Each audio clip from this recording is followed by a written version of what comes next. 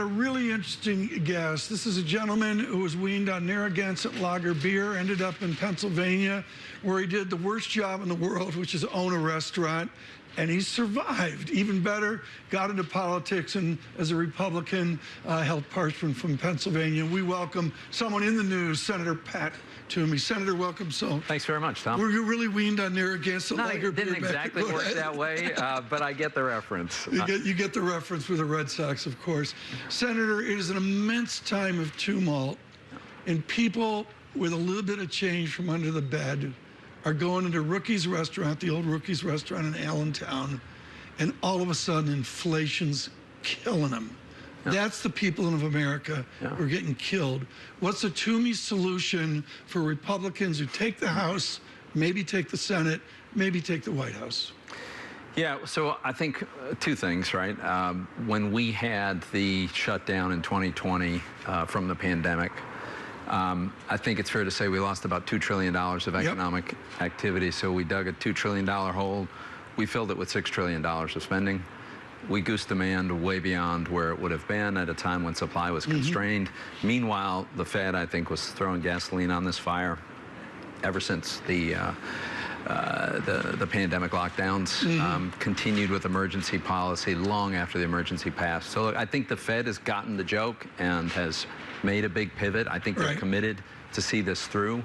And what we've got to do is stop the wild spending that's been going on. I am most certain that in the Senate of this United States, you are the most supple, dynamic mind on economic dynamics, financial dynamics, currency swaps, and derivatives. How do you explain to Republicans who have a static vision back to the 1950s that they need to be more subtle, more dynamic to build and grow this country? I think you need to give my Republican colleagues a little more credit than that. Most of them actually weren't yet adults in the 1950s. But they're pressured by a president who desperately, President Trump, who desperately wants to go back to another time and place. I think he wants to invent a new time altogether, President Trump. I mean, and he's not the president now, and I think the party should not take economic advice from him as long as we acknowledge there were some tremendous successes. I think the tax reform was extremely pro-growth, very constructive, gave us really the best economy of my lifetime before the pandemic hit. But I think the president's been dead wrong on trade from the beginning. So it's a mixed bag there. As I say, I don't look to him. I don't think most of my colleagues do. I think we have a better grounding. You said you think he's dead wrong on trade. Do you agree then with President Biden that they should possibly remove some of the tariffs on China under Biden? The problem is President Biden has been a complete extension of the Trump administration in trade. Consider the only free trade agreement under Trump was to renegotiate NAFTA in a way that would diminish trade. We've never done that before. And President Biden, not a single free trade negotiation underway now a year and a half into his administration. He hasn't lifted all the 232 tariffs. He's resisting a corporate exception process on 301 tariffs. So no, I think the Biden administration has been an extension of the Trump administration on trade. Do you think that your Republican colleagues would agree with you that some of these Trump-era tariffs should be removed? I think some do and some don't, right? So this has become a divisive issue among Republicans when there used to be a very broad Republican consensus that was pro-trade, expanding trade, free trade agreements. That's diminished in all candor. And we've got friction on the other side too, right? Previously, Democratic presidents, whether it was Barack Obama or Bill Clinton, were pro-trade. We've lost that now, and so we've really lost the pro-trade consensus. So you go out, you take the Pennsylvania train, you go out, there's that road turn near Altoona where the road turns 360 degrees around, the train track goes around, and you end up in Latrobe and you're having a Rolling Rock at a bar.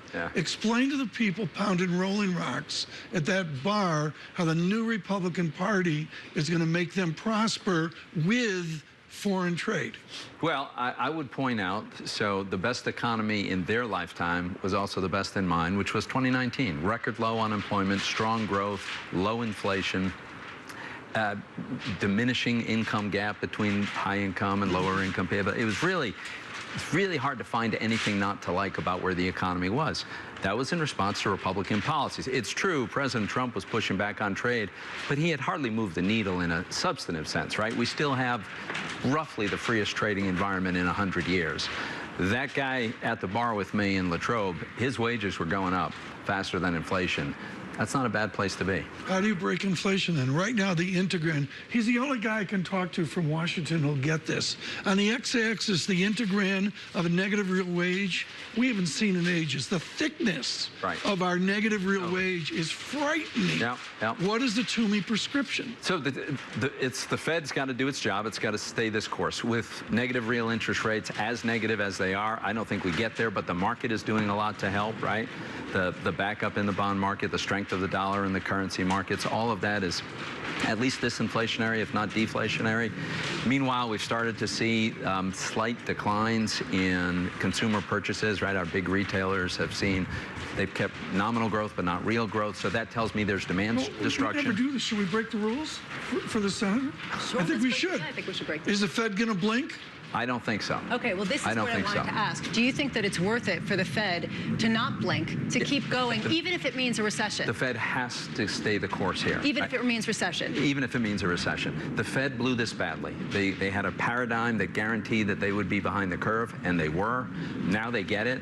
I don't think this Fed wants to be the Fed that brings back enormously problematic inflation for a while. How much do your colleagues agree with you? Because we heard Joe Biden saying that a recession is not inevitable. Maybe not inevitable, but do people in Washington agree that right now it's preferable to have a recession than to allow prices to continue to climb at this pace? So that's if it has to be, right? That's my, first of all, I don't think a recession is inevitable. I'd say it's probably a little more likely than not. It could be mild, it could be brief. Unemployment could rise very modestly from really quite low levels that they're at now. But we never get back to really strong growth and really good opportunity unless we get stability in the dollar. We're not there right now. That's got to be exercise number one for our medium and long-term prosperity. Do you think that the banks, with the financial banking sector really under your purview, are prepared for a Fed that is not going to blink, as so many people seem to believe? Yeah, I think so. Well, I mean, as you know, there's a rising interest rate environment is actually helpful for a lot of banks. So I'm not sure which ones you're referring to. Obviously, those that are based more on securities trading, you know, it's hard to say, right? They may do well for volume purposes. They'll take their lumps in other ways. But look, that can't be the consideration. We've got to get back to normalizing interest rates, normalizing the inflation level, and then we can have strong growth again. Andrew Carnegie built a school building at Carnegie Mellon, and he built it with a slanted floor so that if it failed, if Carnegie Mellon University failed, he could turn it into a factory. That was the entrepreneurial spirit of Pittsburgh of long ago and far away. You and I lived the 74, 75 crater that was Pittsburgh. Yeah. Do we need to fear that? Do we need some humility still about manufacturing in America, or have we now become service sector so much? So you know this very well, but I do think it's worth repeating. America will manufacture more this year than any year in our history. More added value in manufacturing. It happens in with different products. It's less labor intensive, but we are a great manufacturing powerhouse. We will retain that in my view. And Pittsburgh's doing great. Senator, before we let you go, who do you hope replaces you in the Senate? You know, either one of these guys. I'd never made an endorsement. No, seriously. Give him another rolling rod. There's two great candidates. They are dead tied. I think this ends within a few hundred votes, literally, and either one wins the election in the fall. Spoken like a true politician. No, we have really good candidates. Is it going to be a fair recount?